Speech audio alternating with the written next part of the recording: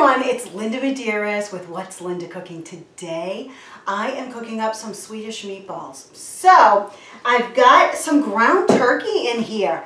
Decided to do some ground turkey because frankly it was on sale.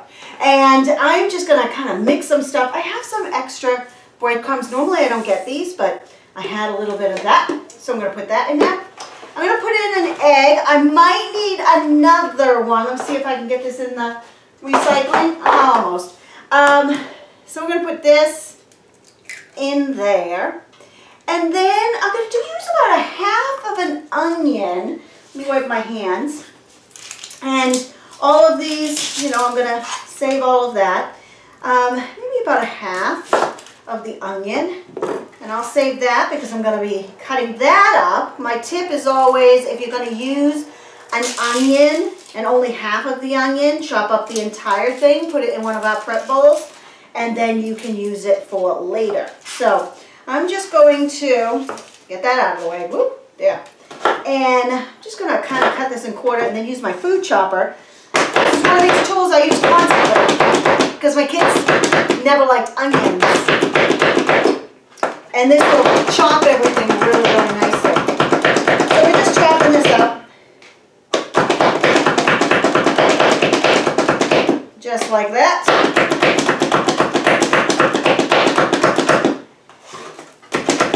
Just really nice and simple, just like that. Okay?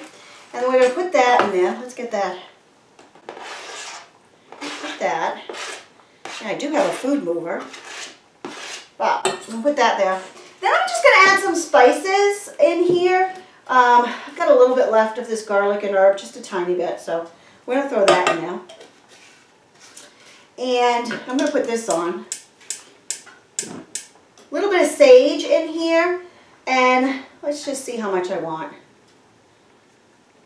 Needs a little bit. A little bit of coaxing there. There we go. Something for my, when I form these. So we've got, there we go, 3 cloves of garlic with something to mix it with.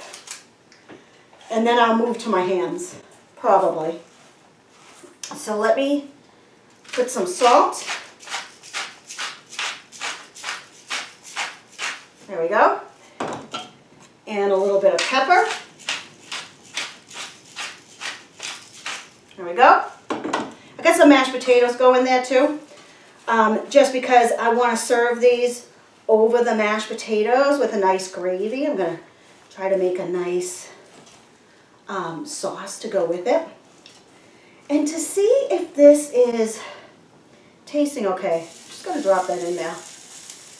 And then I can test it out and see how that is.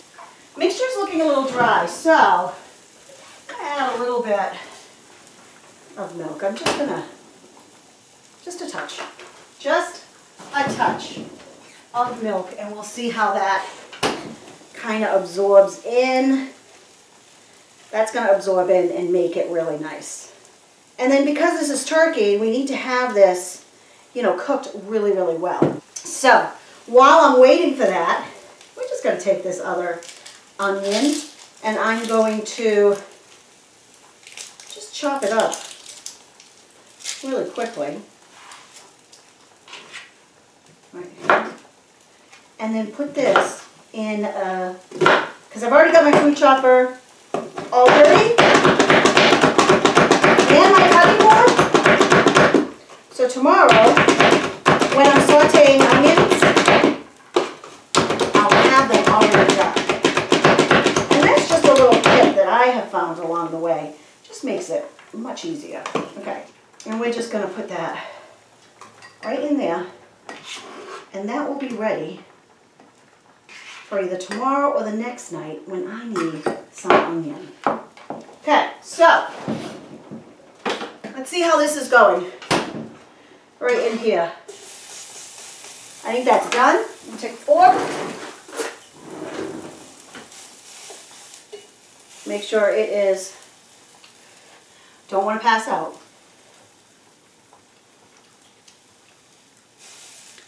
Tastes good. needs more salt. And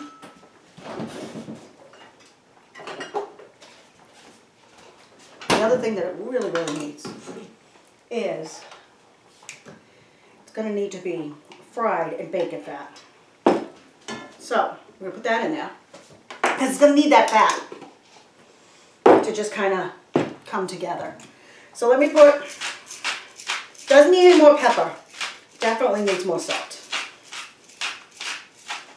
And that's a nice way of testing when you're making things like meatloaf, and it always says, you know, season to taste. Well, you're not supposed to taste raw meat, so that just kind of helps us with the testing process so that we know that we're testing it and it tastes good.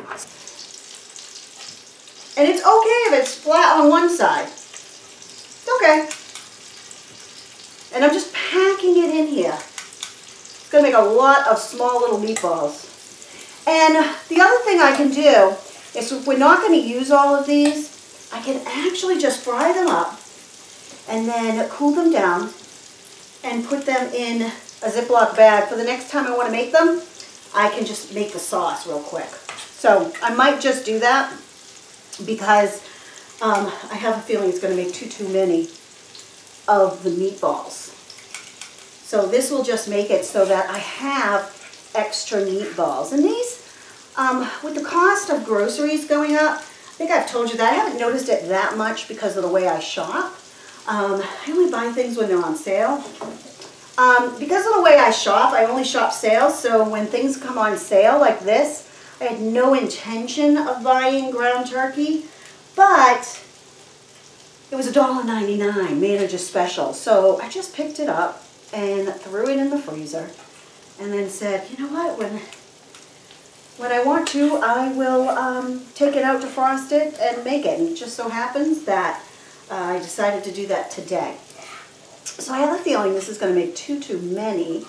And so the rest of these, I'm actually going to put, I think, in my air fryer.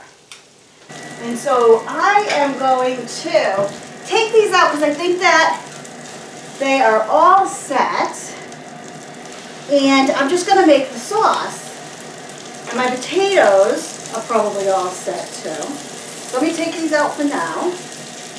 What I'm going to do is I'm going to take some butter. I'm going to take the butter, put that in there. And we're just going to be making our roux, just like that. And then adding, that was about a tablespoon of flour.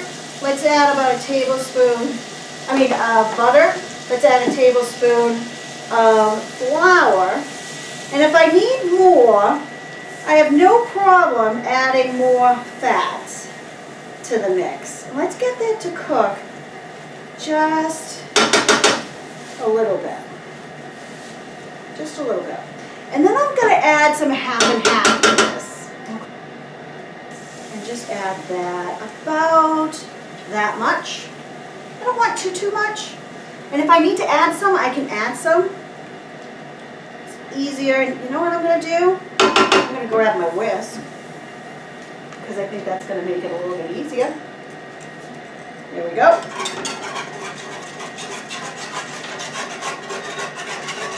Whisk that up.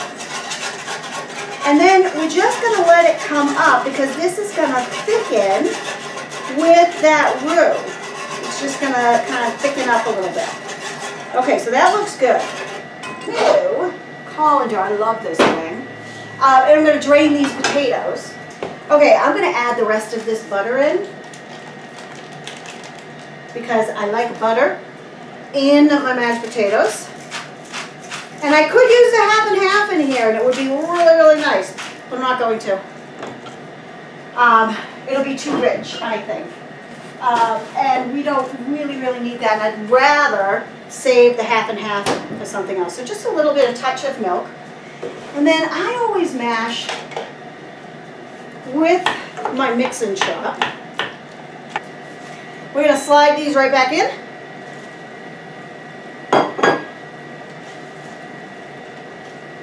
Mix these around. see if I need any seasoning in this, which I might. And we're just going to snip, snip, snip this in. It's going to give it a nice green flavor, and I'm also going to put it on top too. And my potatoes are a hint too salty. So what's going to happen is I'm going to have this, if I taste it, and it's a little undersalted, that's going to be fine. Okay, so I like that right there. To serve this, we're just going to have some of that, some of the meatballs right on top. I like it right on top just because I like the look of that, and you want some of this goodness to drip down. Maybe one more meatball. I like an odd number. There we go. And then on top, where are my extras? Here we go. We're just going to put this right on top. So we have like a Swedish meatball with mashed potatoes. And that's what's for dinner tonight. So this is what we're cooking up. What are you cooking up? I'd love to hear what you're cooking up. Shout it out below. Thanks so much. This is Linda Medeiros with What's on the Cooking. Bye for now.